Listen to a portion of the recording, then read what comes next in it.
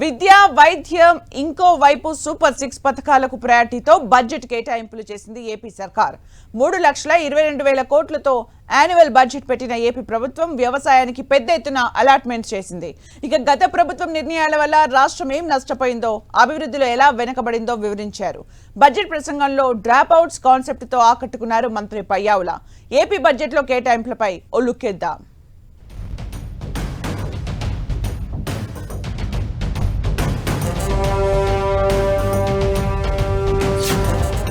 పూర్తి స్థాయి బడ్జెట్ ప్రవేశపెట్టిన కూటమి సర్కార్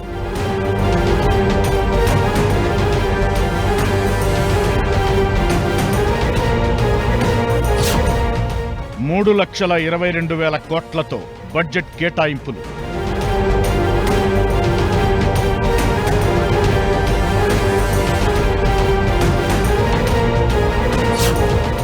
వ్యవసాయానికి 48,000 కోట్లతో టాప్ ప్రయారిటీ.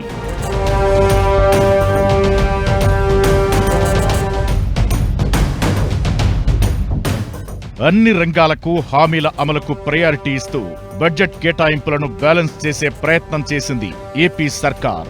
2024 జూన్లో అధికారంలోకి వచ్చిన కూటమి సర్కార్ ఫస్ట్ టైం ఫుల్ బడ్జెట్ ప్రవేశపెట్టింది. 3,22,000 కోట్లతో బడ్జెట్ ను సభ ముందుకు తీసుకొచ్చారు AP finance minister Payyavula Keshav.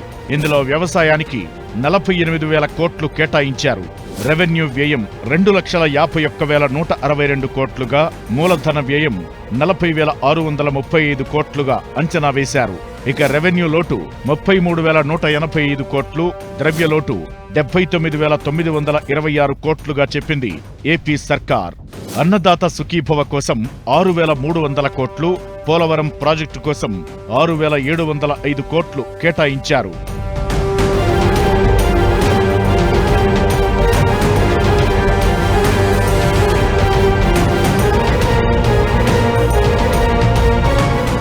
Super 6 సహా మేనిఫెస్టోలో హామీల అమలుకు 2025-26 బడ్జెట్లో పెద్దపీట వేశారు. అన్నదాత సుఖీభవ కింద ప్రతి రైతుకు 20,000 ఇచ్చేలా కేటాయింపులు చేశారు. తల్లికి వందనం పథకం కోసం 9,407 కోట్లు అలాట్ చేసింది ప్రభుత్వం. ఎన్టీఆర్ భరోసా పెన్షన్లకు 27,518 కోట్లు, వైద్య ఆరోగ్య కుటుంబ సంక్షేమానికి 19,264 కోట్లు, పంచాయతీరాజ్ శాఖకు 18,847 కోట్లు, పట్టణాభివృద్ధి శాఖకు 13,862 కోట్లు, గృహ నిర్మాణాల కోసం 6,318 కోట్లు, డొక్కా సీతమ్మ మధ్యాహ్న భోజన పథకానికి 3,486 కోట్లు కేటాయించారు.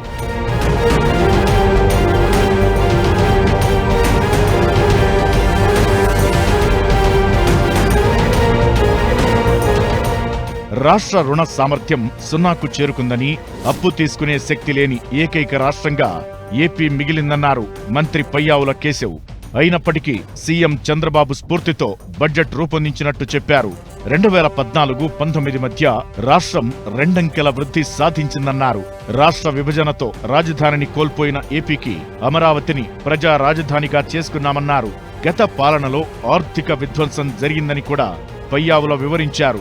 ఇక తన బడ్జెట్ ప్రసంగంలో డ్రాపౌట్స్ కాన్సెప్ట్ తో ఆకట్టుకున్నారు మంత్రి. గత ప్రభుత్వంలో స్కూళ్లలో విద్యార్థుల డ్రాపౌట్సే కాదు, చాలా రంగాల్లో డ్రాపౌట్స్ జరిగాయన్నారు.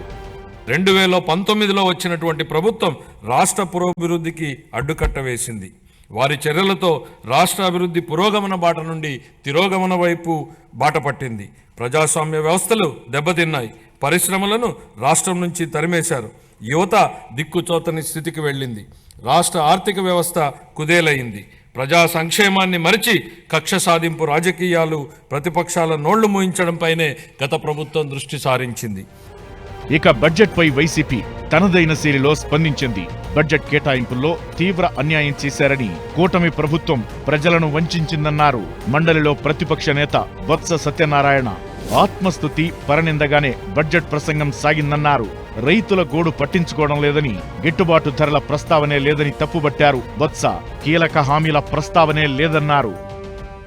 ఏదైతే ఈ ప్రభుత్వం రావడానికి ఆ రోజు వారిచ్చిన వాగ్దానాలు ఏవైతున్నాయో కూటమి నేతలు సూపర్ 6 కానీ, సామాన్య ప్రధాని కానీ రైతులకు కానీ వాటికి సంబంధించిన అంశాలని ఏదో అరకొరగ్గా 1-2 తప్ప ఏ ఒక్కడు కూడా లేదు. షూరిటీ అనడానికి బదులు ప్రభుత్వం మోసం చేసింది, వంచింది అన్నో న్యాయం.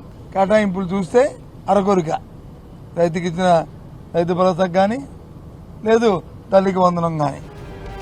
ముందుగా బడ్జెట్ ప్రతులను శ్రీవారి పాదాల దగ్గర ఉంచి పూజలు చేశారు మంత్రి పయ్యావుల. తరువాత కేబినెట్ భేటీలో బడ్జెట్ కు ఆమోదం తెలిపి సీఎం చంద్రబాబుకు బడ్జెట్ ప్రతులను అందజేశారు. అనంతరం 2025-26 వార్షిక బడ్జెట్ ను అసెంబ్లీలో ప్రవేశపెట్టారు AP finance minister Payyavula Keshav. ఇప్పుడు మన రాష్ట్ర బడ్జెట్ను గౌరవ సభ ఆమోదం కోసం ప్రతిపాదిస్తున్నాను. జై ఆంధ్రప్రదేశ్, జై హింద్.